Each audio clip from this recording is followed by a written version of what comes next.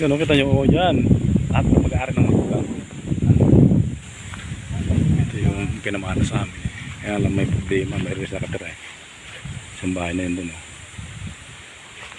Yun doon na maangkin. Ha?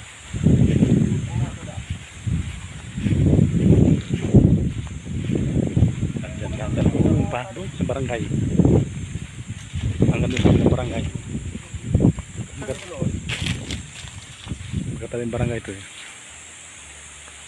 Sa Balyugan Sapa, lambak ko yan.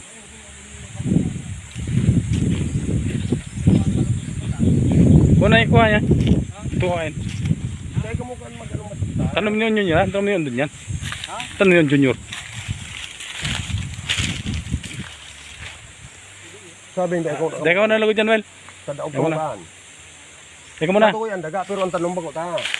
Dahil ka magbitin nun. Yes, tanong po marog yun. Salamat. Dito na kami sa lupa. Kaya lang magmagulang ko ito eh. Ito yung like ko sinasabing dinaan sa proseso ng mabuti. Ayun o. Lahat parang ito amin. Pwede pag yung sa dito talagang karapatan ka lang. Abi yung tamang pagbuo. Kaya mo lang pagmutin ng sabi. Sa tayo ng daga, pero ang tinambak ko mo.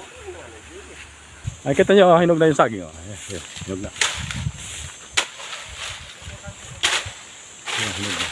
Nahinog na yung saging.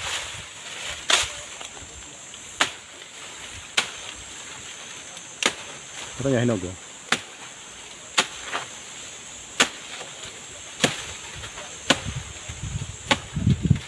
Ayan, hinog.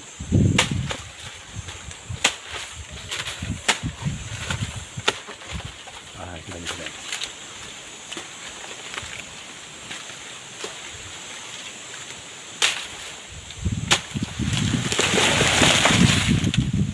Hinog na eh.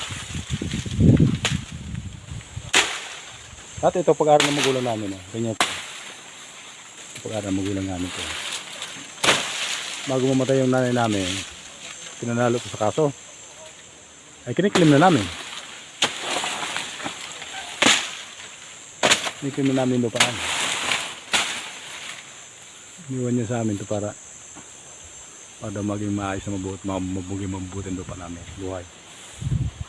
Para maging mabuti ang buhay namin, hindi daw ka maghihirap.